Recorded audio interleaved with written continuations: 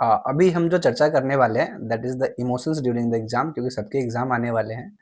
तो एग्ज़ाम किसी के चल रहे हैं, किसी के स्कूल एग्ज़ाम और कुछ एग्ज़ाम्स आने वाले हैं, जेईई मेन का एग्ज़ाम आने वाला है। तो there are certain emotions that arises at your age group during this time. हमारे पास 2 टाइप के इमोशंस अराइज़ होते हैं, कुछ पॉजिटिव, कुछ negative. Positive emotions like happiness, joy, amusement, इन सब में क्या होता है कि हम चीज़ों को जब हमें चीज़ें आ रही होती हैं, हम सब्जेक्ट को लेके कॉन्फिडेंट होते हैं, क्वेश्चन को लेके कॉन्फिडेंट होते हैं, then we feel positive emotions. Negative emotions यहाँ पे आता है फ़ियर। जब हमें सब्जेक्ट नहीं आ रहा होता है, तो हमारे मन में कोई एग्ज़ाम को लेके फ़ियर होता है, या सब्जेक्ट आ भी रहा हो तो भी अगर हम कॉन्फिडेंट नहीं होते तो कुछ फ़ियर अराइज़ होता है। उसके बाद होता है जेलसी, कि किसी दूसरे के मार्क्स हमसे ज़्यादा क्यों आ रहे हैं, या वो ऐसा क्या कर रहा है कि हमारे मार्क्स उसके इक्वल नहीं आ रहे, या हम और अच्छा क्यों नहीं कर पा रहे हैं। एंगर, गुस्सा आता है हमें बहुत सारी चीज़ों को लेके उस टाइम पे, कि हम पढ़ाई कर रहे हैं, कल एग्ज़ाम है और मम्मी ने टोक दिया कि बेटा कुछ और काम कर लो, या थोड़ा-सा बाहर घूम के आ जाओ, तो गुस्सा आता है।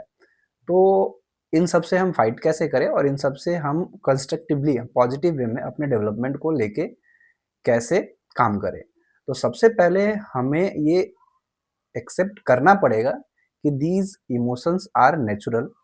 वो होता ही है और सबके साथ होता है।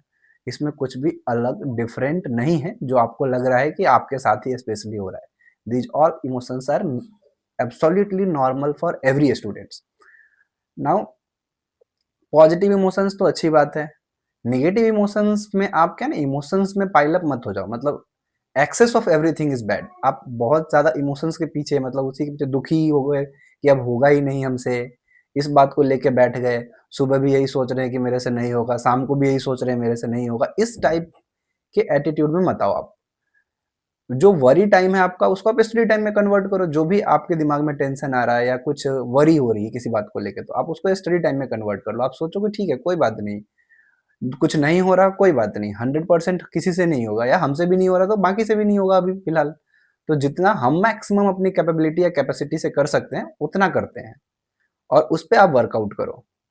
एग्ज़ाम के ड्यूरिंग एग्ज़ाम भी अगर मान लो कुछ सेट ऑफ क्वेश्चन्स आपसे हो, कुछ ना हो, मान लो कि पहला क्वेश्चन नहीं हुआ, तो दुखी नहीं होना है।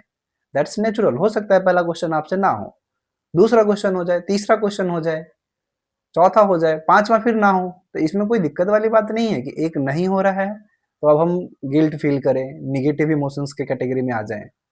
वो हमें नहीं जाना है उस टाइम पे। ड्यूरिंग द एग्ज़ाम, एग्ज़ाम जो होता है वो सिर्फ़ और सिर्फ़ आपके नॉलेज का टेस्ट नहीं होता, आपके इमोशंस, फीलिंग, इन सब का टेस्ट भी होता है। तो you have to control yourself. और इमोशनल मैच्योरिटी भी यही कहती है कि हम अपने इमोशंस को किस डिग्री में, कितने एक्सटेंट तक कब प्रोड्यूस करना है, वो हमें पता होना चाहिए। दैट इज़ इमोशन हमें कंट्रोल ना करे, हम इमोशंस को कंट्रोल करें, then we call it that we are emotionally mature. So tension वाली कोई बात नहीं है, घबराने जैसी कोई बात नहीं है। हर एक क्वेश्चन को दूसरे क्वेश्चन से अलग ट्रीट करना है, रिलैक्स रहना है, काम रहना है। जो भी थोड़ा अलग या नेगेटिव इमोशंस फ़ील हो, तो एब्सोल्यूटली उसको नॉर्मल मानना है कि ठीक है, अभी हो रहा है, कल नहीं होगा। आज हम कुछ वर्कआउट करेंगे, कुछ क्वेश्चन, सेट ऑफ क्वेश्चंस करेंगे, कल पर नहीं होगा वैसा फ़ील हमें। तो रिलैक्स रहिए, एन्जॉय करिए।